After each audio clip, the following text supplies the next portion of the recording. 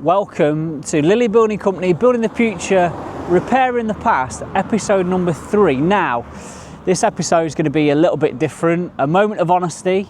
During the first part of film of this episode, our little girl came off of a horse and broke her arm, which means that normally behind the camera is my good lady wife, April. She's either behind the camera or she's editing the footage, and unfortunately the time that we've had to take out to care for our little girl has meant that we've just not been able to upkeep filming and editing, so part of the reason why there's not been an episode for a while. So we're going to go around the world a little bit, but you'll notice that there's some quite big gaps. What I want to do in this episode is essentially bring everything up to date. So we're going to go around a few of the projects and catch up from where we were at the start of filming to where we currently are now. So there's going to be some quite significant updates, especially at Broadway and Project Cottage, where the guys have been extremely busy getting things done, finished, sorted and ready for next phase of work. So as always, it's warts and all.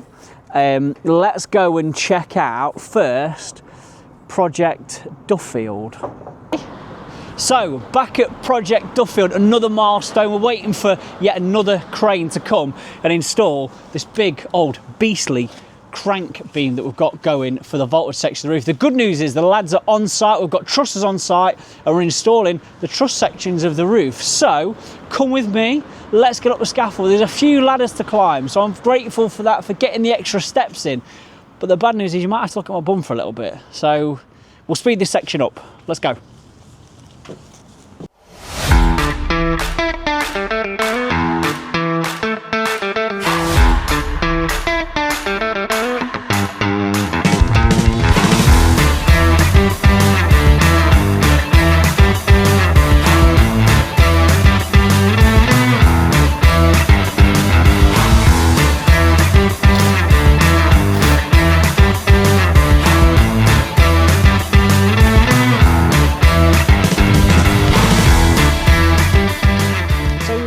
Crank beam and ridge beam sit on the back, so the back part of this area is a vaulted roof section. This over here is going to be trusses.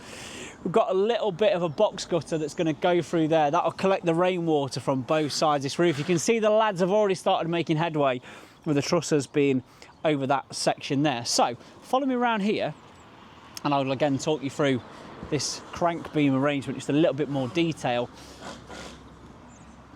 This 140 wall that's here, 140mm block, that's on a foundation right through below the ground floor area. You might remember from very, very early on here, there's some really beastly trees in the garden, so we've had to put some extremely deep foundations on both the perimeter walls and the internal walls here. So this wall is off the ground floor.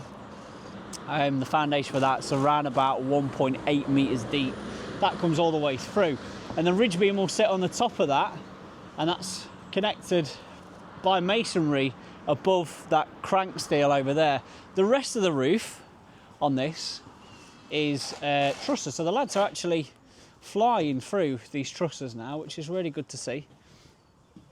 And then again, we've got the roof sections to strip off at the back, and we've got tie-in pieces that go through, and eventually those gable sections meet the existing roof. That all lands through in one.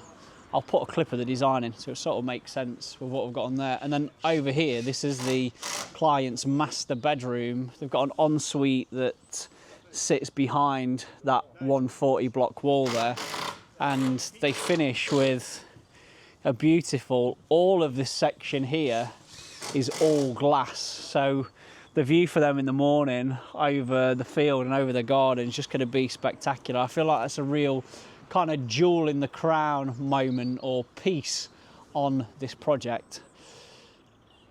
It's been really good actually. Just had a walk around with the client and just gone through all the stuff downstairs, so we're actually getting ready to start first fixing some of the areas down there. So pretty much I would think by the end of next week we'll start having some felt and lat on here ready to receive the tiling. We've just been talking about options to strip the remainder of the roof and at the moment on that, they've got a bitumen membrane that doesn't breathe. So you've got old construction and old method on the front of the property and then new method on the back, and trying to make the two work, I think it's going to be problematic. So we're actually putting a proposal to the client this week to strip all of that, replace it with a breathable membrane system and a new tile and some ridge vents and stuff in there, so it'll allow breathability to this roof, because you probably can't really see from there, but if you come around here, you can see the scale of that roof. It's massive, especially when this is bought into it as well. So it's going to be a real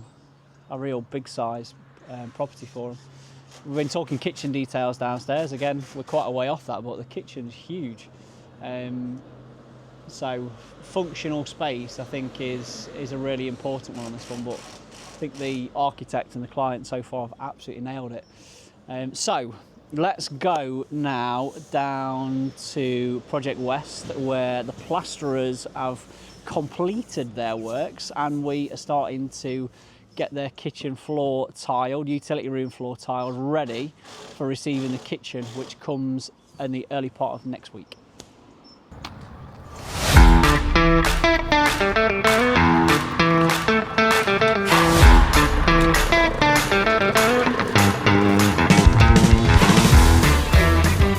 Welcome to Project West update.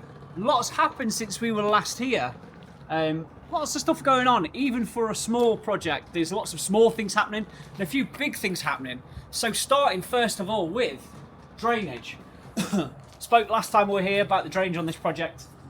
There's no drainage connections on this side at all, only a little internal gully which was inside the kitchen there, which we haven't connected onto because there's a rotting line there that runs underneath the corner of that house, and I didn't feel comfortable connecting into that. So what we have got is this drainage that runs down that side, because the bathroom's on that side, but again, going from our extension and utility room over there, a square mile away, so it's way too far. So instead what we've done is we've taken up these slabs, taken up the soft area here, we've put in a little PPIC and a gully connection over here to connect on the utility room waste. So there was a door here before that's been blocked up. There was a window there that's been blocked up and bricked up, both been bricked up. And through here, we've got the utility room is going to go in here. You can see now this has all been plastered. You've got a gully on the outside of the wall, back this way, out here.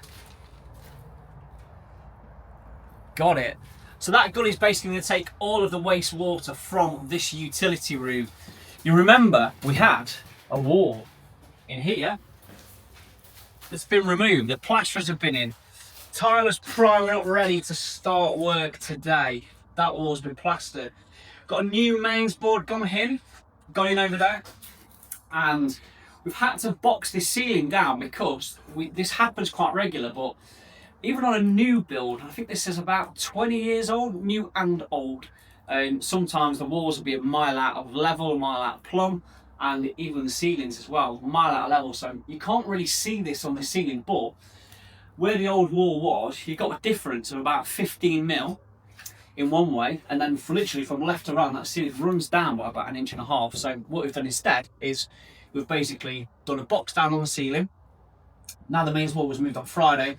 We're going to get that boarded, get that skimmed already. The kitchen is coming in a week's time, so under a little bit of pressure, but I'm sure we'll be okay. Over here as well, this log burner gets changed for a dual aspect, so a two-way log burner. We'll just put a little shutter in there, a bit of concrete. We're going to tile that and bring that through as well, ready for that to go. So I believe that that's going on in a couple of weeks as well. So all changed here, lots of stuff happening. Plasterers finished the middle of last week. Clients been and done a little bit of decoration work of their own as well. It's all looking really, really good inside. So let's take a little look on the outside now, because again, we've got a bit of change over there. Now the weather started to lift up. Temperatures started to get a bit warmer, which was another challenge.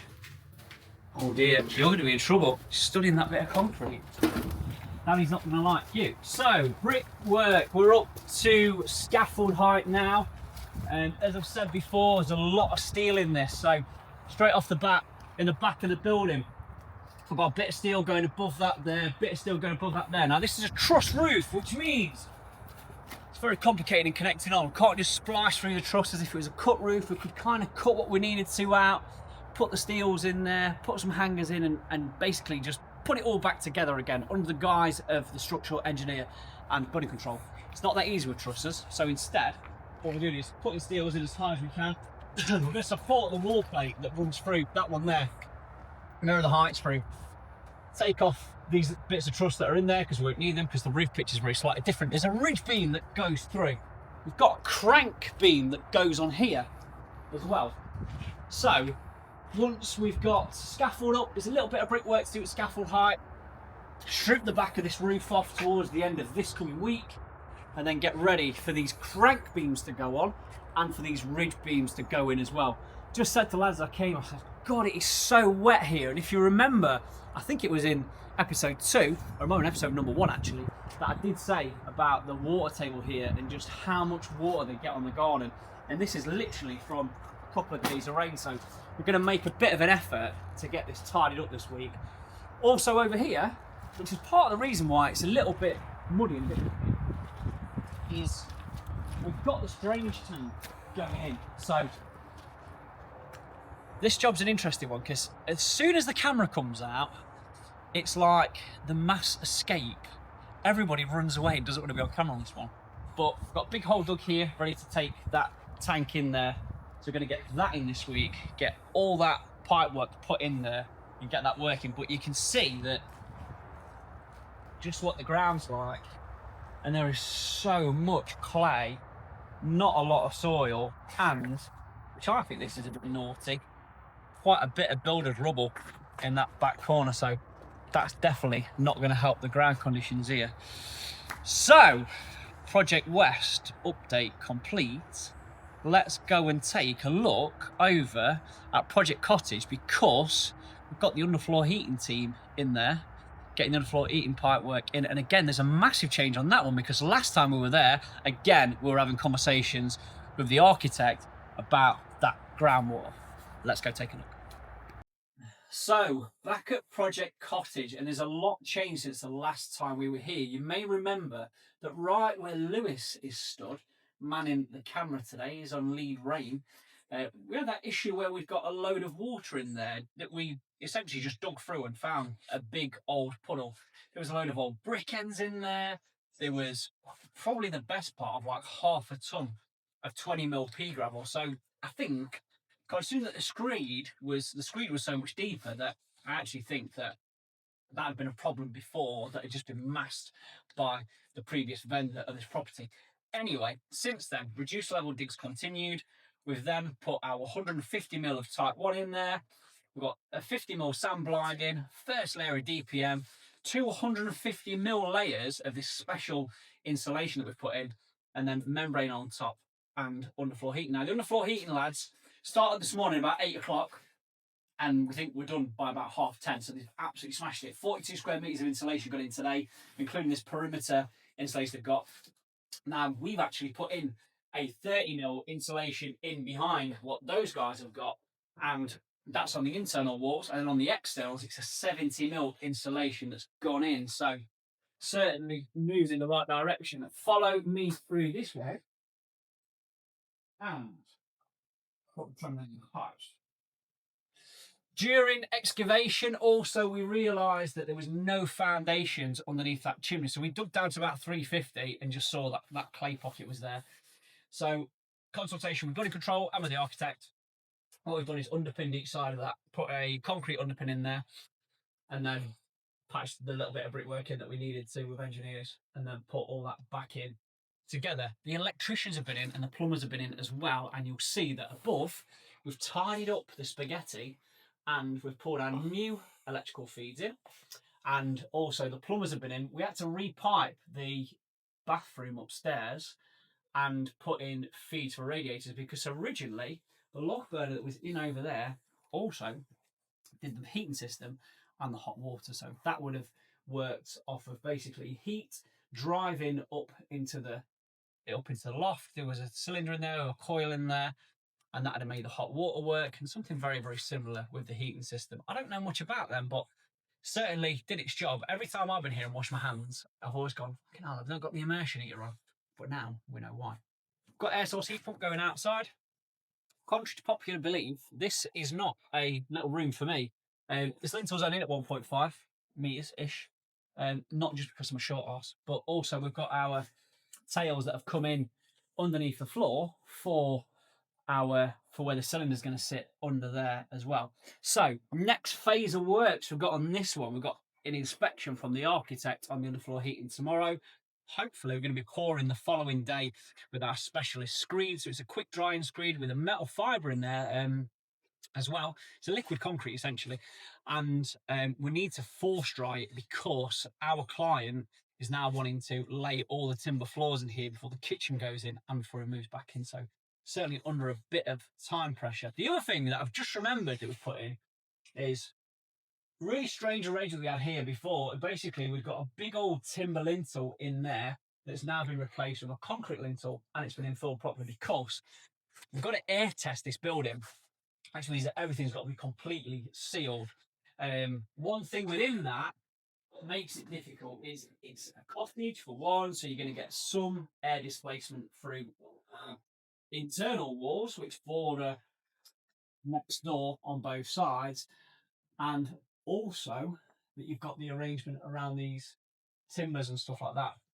It's back to back. There's no cavity in this at all, probably a cavity of about 15-20 mil, or the roughness of the brickwork. You'd have had essentially a finger gap so the brickies could lay those bricks back to back, and you've got deviations of bricks as well. Not like we get these days. I am going to come on to that later on through this episode because I've got something really interesting to talk about over at Project Duffield. But it certainly means that we've got to really think about it. So the membrane system that we put up on the walls has got a wrap around these joist timbers. And then upstairs, we've got a membrane system that sits in between the top of the first floor and into the loft as well. So lots of stuff going on. It's very quiet today. We've cleared the decks for the underfloor heating lads to come in. We didn't want to be interrupting them or walking all over the pipes, having a team here today. So we've left them. We've left anyone out of here today, but we're going to be back in tomorrow, whacking through that first floor and getting these walls repaired, prepped and ready for inspection by the architect. So next, we're going to head over to HQ because I've got a price that I need to get back in, and I need to get that in for end of play today, and it's already 11:20. So over to HQ. So I've made it back to HQ.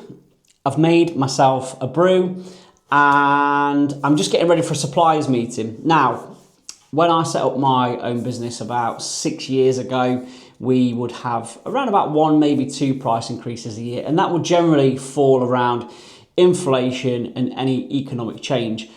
Over the past few years, or especially since the war in Ukraine, we've seen probably 5, 6, 7, 8, 9 sometimes price increases per year on certain things, especially things that have got polymers in there. So anything that's plastic related, fascia soffits, gutters, downpipes, underground drainage, anything that's in a plastic bag, all of those things have increased in price a number of times over the last couple of years.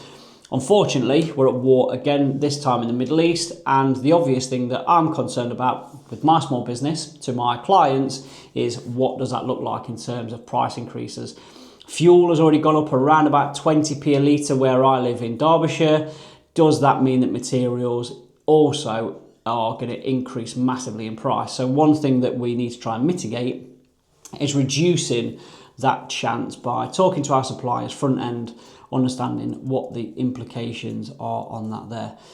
Does that mean that we're going to get price increases straight away? Are they going to be within the next few weeks? Is it going to be a month? Is it going to be instant? When is it going to be? And it doesn't always mean that our suppliers know, because during the start of the Ukraine war, things just changed overnight or within a couple of days. Might be that shipping costs are going to alter massively. So it's certainly something that we need to be thinking about. So it's heavy on my mind. I'm going to get myself locked in and ready for this meeting.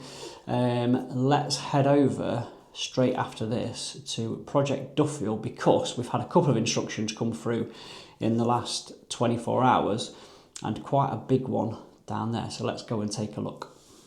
So as mentioned, halfway through filming this episode, our little chick broke her wing by falling off a horse. We've not been back to Broadway for a while, and the last time we were here, we were just getting the truss sections on over on this area down here. They're all complete now, and we've also put this cut roof section on with the ridge beam as well.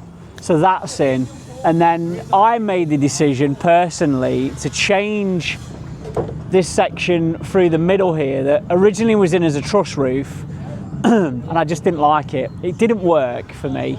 There was a slight step in the ridge. The problem that you've got when you do an extension of this size or a project of this size and you're trying to link into an existing building or existing structure, you're reliant upon all of that being bang on plumb line level.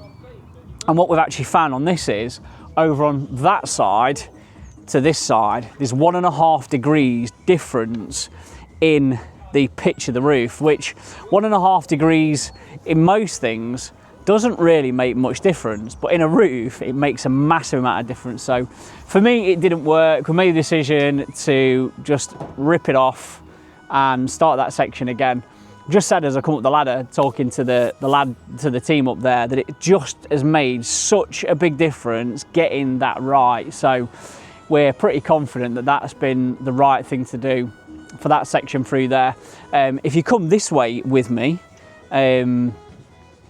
the roofers have made a start tiling, which is really, really nice. We've also got fascia and soffits on here. So again, fascia and soffits, we would always put the fascia boards on and the soffit boards on before the roofers start. Just makes life easier. On these pitch sections, what we've done on these is we've done these in a single piece, which means we've got loads of wastage, but it's a massive project for us. So the last thing that we want to do is have little bits of cuts and stuff everywhere. Sometimes people don't care. They'll basically just go, well, it's, you know, unfortunately it's a 400mm piece on there, a 500mm piece, whatever. We do really care. So having little cuts either at the end of these fascia boards or at the top will just look awful, and I don't want that for our client. The client's gone for an agate grey fascia and soffit board, which I really like. Really shows that difference from going bog standard white plastic or black or to a brown or to whatever, and there's nothing wrong with that. But what we're trying to do on this one is basically form the render colours and the clad colours, so everything sort of links in, it looks nice and neat, and the back of this project is going to actually look really, really modern. What we've got going on here as well is we've got these box gutters going in. So the box gutters on this, again, premium finish, they're going to be lead lined. So the process on that one there is we've built these out of timber, so they've got a timber ply lining on there. We'll then put a rubber membrane system on there, and then the lead really is the decorative part that, yes, it is doing a fair proportion of work, but also it just looks a bit better for our client and gives a better overall finish. So let's go down this way a little bit, mind your footing as you come through, and you'll see that the tilers have made a start as well. On these straight through sections, as we were saying just a second ago, the reason for getting fascia and soffit on and getting gutter brackets on is the lads know exactly where their tile end is going to finish. So effectively we can get all those bits on front end. There's no adjustments and stuff to make on that there at the same time. The chimney itself, although it's not in use, we've made the decision to retain it. It's a outside built chimney, so it's actually built on the outside of the facing brickwork, not on the inside of the facing brickwork. So that's going to get re-leaded as well around all of the 3 sides of that. Eaves trays are in. We've got vents going on the roof, and round on here. And then what we've got on this bit here is, this is the part where we're linking in. So basically, we've got our extension part, which is a little bit behind. And then once we get to sort of 2/3 along, about here, this then becomes old construction. So again, what we had on that is we've put a furring strip onto the old part of the house, and to make those roof heights level. And then originally it was never part of the plan to strip off all of this existing roof and redo the covering on there, but the membrane that they had was a bitumen based non-breathable membrane, and I think for the value of this project and for what the client's going to achieve at the end of it, to retain all of that, firstly the old tile, and to try and get that roof to work all together, I think it's just creating problems. You've got a breathable membrane on half of the house and then a non-breathable membrane on the other. So we've gone, right, let's just get some costs together. Let's work it out. Let's take that membrane off, put a brand new tile on. It means that our client then's not got to worry in 10, 15, 12 years, whatever it may be, that they then need to redo the roof covering altogether. The roof timber work is actually fine. It was just that the lats were shot. The membrane again was pretty much knackered, and because we've added so much new on, it kind of renders the old completely useless. So yeah, massive changes on here, which I'm really pleased about. You know, say last time we were here, we were just getting these truss sections on the back, and now we've got all the trusses on, all the cut roof, pretty much in and finished. There's a few nogs and stuff to put in, and then the roof lads will be back later on to finish off getting the roof tiled. So by middle of next week, I would think that they'll have all the tiling work done, and we're going to be cracking on the inside as well, because it's time to start thinking about getting that first fixed.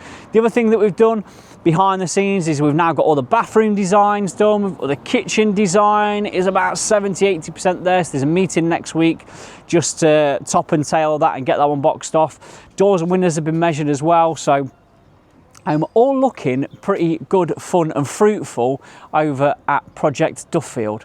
Let's go down to Project West, where we have got crane on site and we've got some steels going in for the crank beams down there, and we can do a little internal update as well. Welcome back to Project West. Lots of stuff changed since the last time we were here, actually, at the first part of this video. So today we are lifting the ridge beams in and the crank beams as well. Amber Lifting Solutions, as always, providing us with their crane service, their lifting service overall, actually. So we've got one of the crank beams already installed. The other one is on the hook at the moment. I've just done a little bit of drone footage as well, which we'll add in at some point in this video. Let's go and take a look at how things are developing on the outside of Project West.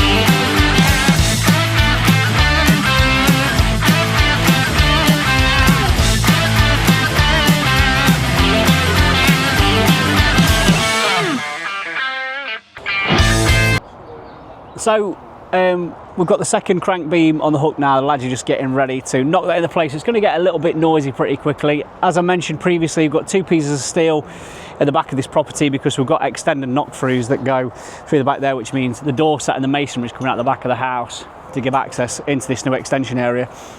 Because of that and the location of the wall plates has meant that our overbuild on them two sections there, and we've got a piece of steel going in that's going to hold the ridge beam in, and then when that gable's built through there, we're going to infill both of these with a piece of stud work and get them insulated. The brickies now are pretty much done, so there's a couple of courses to go through here, and then they've got a bit of angle to build on each side and in that centre section as well there, and that effectively will just finish off or kind of cap off these bits of crank beam, ready for the windows to go in, and then there's a bit of cladding that goes on the outside. There's a H beam that goes across the centre, and again that H beam is filled in with a little bit of cladding as well. So looking really, really good. I wanted to take you inside today. Unfortunately, I'm not going to be able to, but I will put some stills in, or maybe a little bit of video footage with some nice music over that section, so you can just see what it is that we've been doing on there under a little bit of time pressure today, and enjoying the sunshine for once as well. So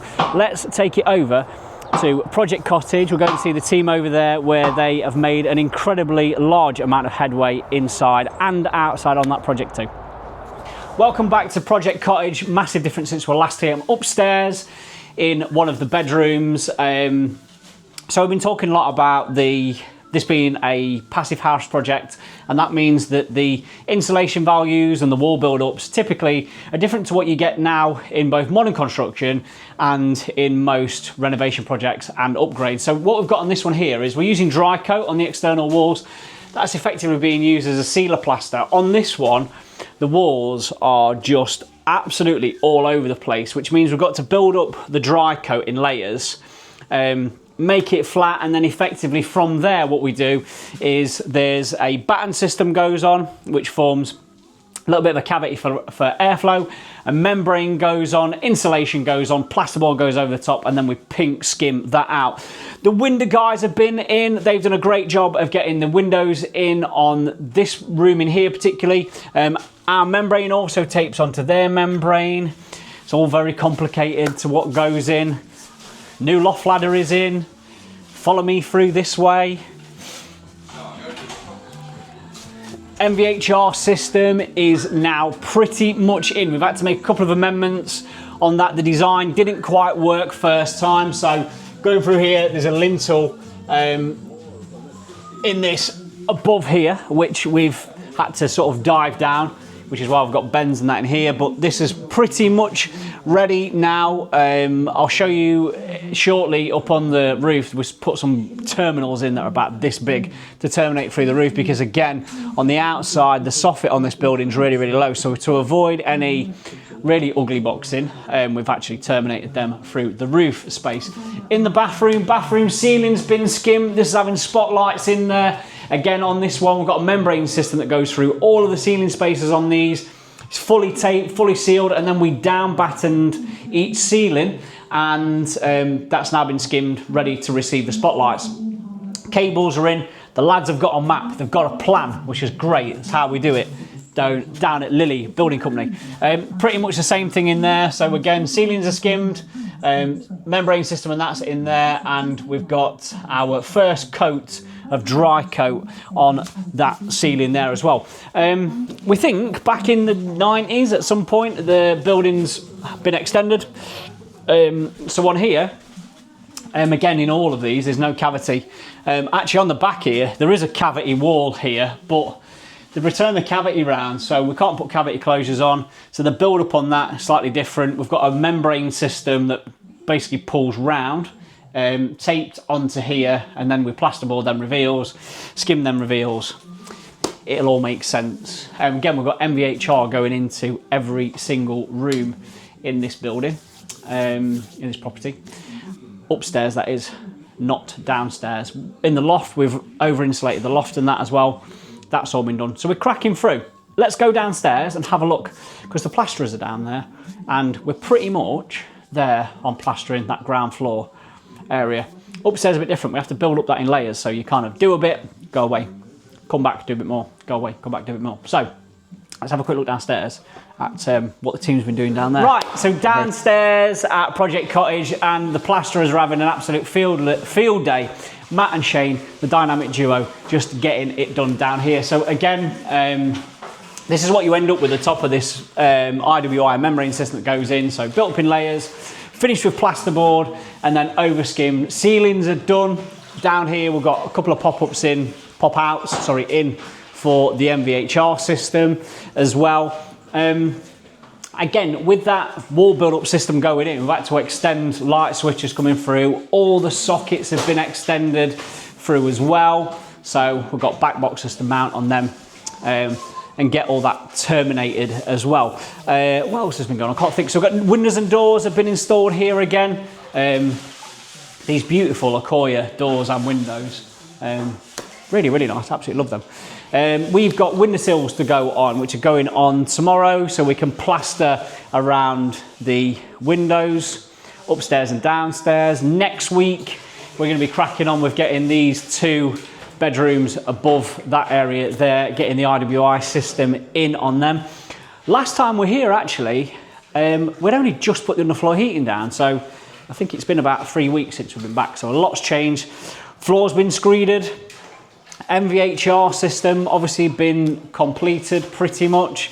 Air source heat pump is now commissioned. Under here, you're going to struggle to get in, but the hot water cylinders in, expansion vessels in. Underfloor heating is pretty much all powered up. So again, massive change on that there. This is the system that goes in. So I've got loads of photos, but not been able to get down to site too much. We're looking after our little one-armed chick with her broken arm, bless her. It's still painful to see and hear about sometimes.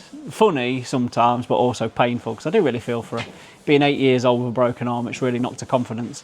So this is what goes into the walling system. So this is a 60mm RWI, so that basically sits on top of your batten system. This goes in between them, and then around each cheek reveal as it comes in, you've got a bit of 20mm that goes in. So again, around here, that's your tape membrane system. Then you've got so much of that 20mm that goes in there. This is all 20mm on the outside, and you've got a little cheek reveal on that there.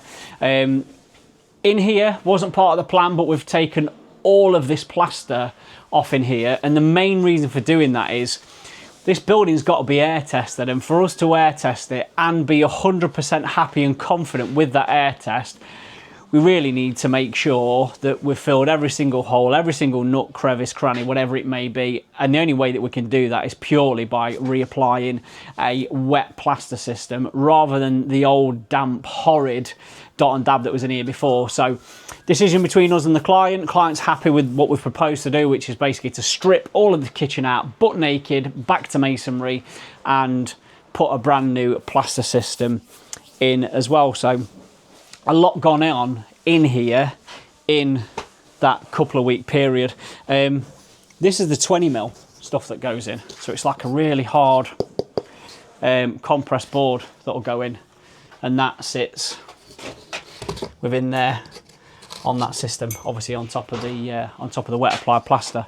It's been really good. I've really enjoyed learning about these products and stuff that we've got here, and the different types of membranes, and it's cost us a fortune. One roll of membrane, not sure where it is actually, £426, and we were short by 6 meters. So if anybody wants to buy some Pava Tech, Pava Flex, Soccer something membrane for an RWI system, I've got a roll with about 44 meters on it that's I can sell you for a good price.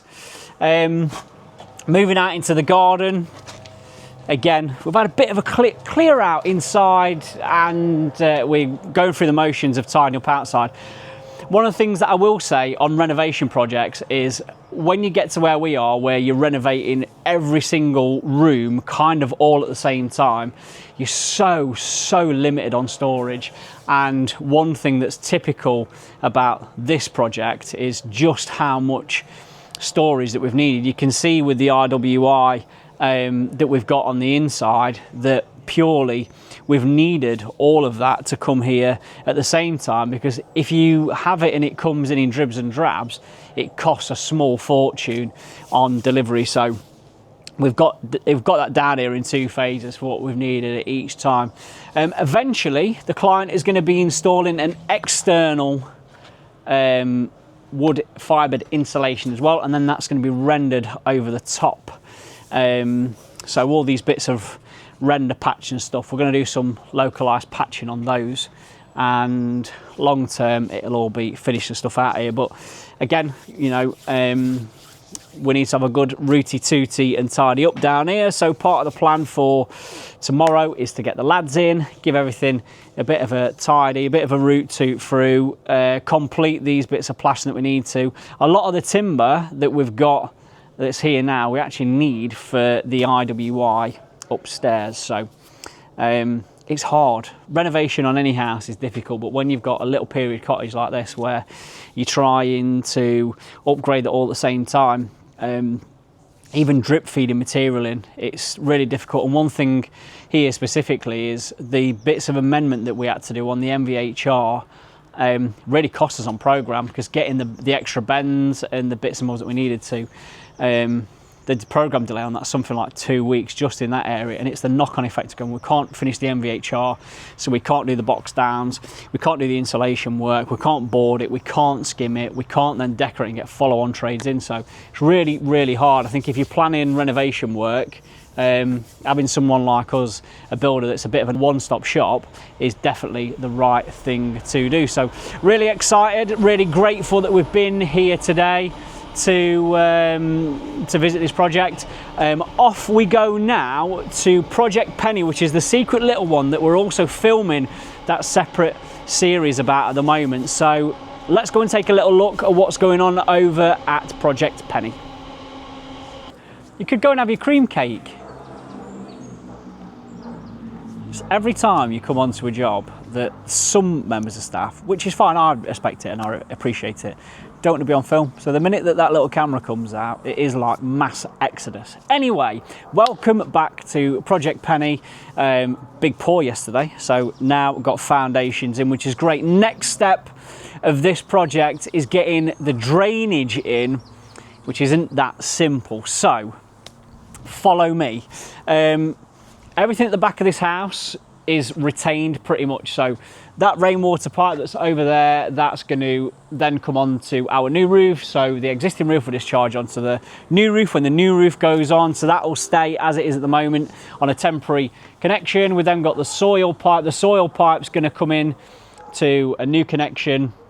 Then we're going to renew these connections over the back of here. What happens as part of the second phase of this, project, if you will, there's a stud wall that goes across the back that's going to encase all of this pipe work, because we can't just make it disappear and boxings are ugly. So stud wall goes across, hides most of that. Part of the agreement on this project as well, we've got a new chamber going in here, and there's a new chamber goes in the other side of that wall, because the chamber that's there at the moment gets pulled out redundant. You can't have inspection chambers inside buildings anymore, which is fine. No one would want that anyway.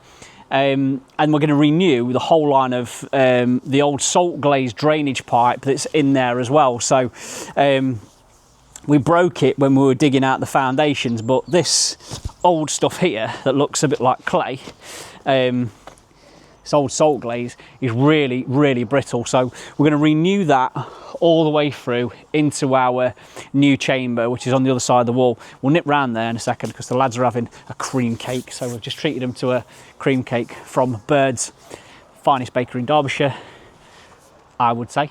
So it's really good to get that drainage moving. Again, because you've got existing points, we're starting at the top of the hill. We're governed by what's at the bottom of the hill. So from that point there to our new chamber over that run, which is about 15 metres, we've only got 200 mil of fall, and you need 25 mil in a metre. So we pretty much bang on the required depth for building regs. However, the obvious thing, when you've got restricted, when you've got covenanted things, so when you've got existing drainage points and existing heights to go into, you can only pee with what's between your legs, is I like to say. So we've got to work with what's there, unfortunately.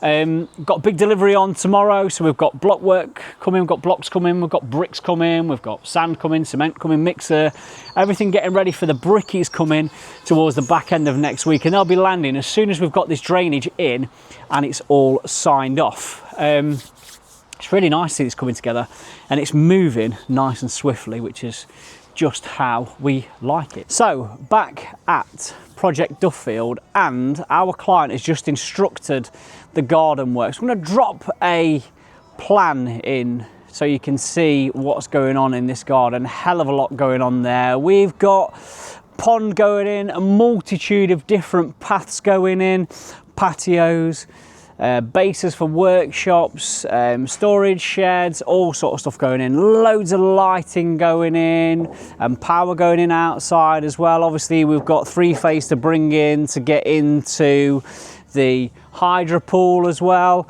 Just seeing how beautiful this is. Wow, look at that. So lots and lots going on here, and lots to be coming up as well. So it's really great to be back here, be back out filming, back out going to projects. And I have been going out to projects. I've not been sat twiddling my thumbs all the time. But it is nice to see the changes that they've got here and for what's coming up in this garden. We've both said as we've walked around just how amazing that this is going to be and how much we would both want to live here as well, and what this property is going to be like on completion. But I think the garden's going to be a real kind of jewel in the crown for the project. So really excited to see this come together. James, the engineer, is booked in for next week to set out all these paths, because the one thing that you have got in this garden is nothing is going to be straight or square. So the path that comes through kind of loops through the middle. They've got a little sort of halfpenny patio that goes in there. There's obviously patios down the bottom. These walls that we put in really early on, we put them in at the same time we put the base in for the hydro pool. They kind of follow the camber of the ground, so it's going to be interesting cutting the bricks on the angle and stuff to make those suit for that kind of focus. They're kind of going to go a bit like that, a little bit wavy, which is going to be cool. And then, you know, the final part of it, there's oak pergolas to go in, benches to go in, gravelled areas to go in. There's a gravelled path at the top which goes up to one of the workshops, which is a breeding compact aggregate. So lots and lots of stuff to be doing here. I'm really grateful for everyone that's checked out the episode so far. I hope that everyone's enjoyed this one. Our little girl's doing really well. She's certainly reaping the benefits of only being able to use one arm, i.e. she is enjoying being waited on by hand and foot by both myself and mum as well. But she's doing great. I hope you've enjoyed this episode. Really excited to be back in the swing of it, and looking forward to getting episode number 4 out as well. And as well as recording this one, we've actually started a brand new project called Project Penny, and we've been doing a step-by-step guide so far of the groundworks package on that there, which is something that I said I would do. So I'm also excited to get that episode out. So keep close and keep tuned in for updates on both of those next episodes that we have got to come up. For now, have a fantastic rest of your week. Enjoy, take care, and see you soon. Birds have already started. The birds are using it already, having a nice, good, strong shit on there. You'll have to bleep that bit out. Huh? What? Can't use that now. You can. You'll have to bleep it out.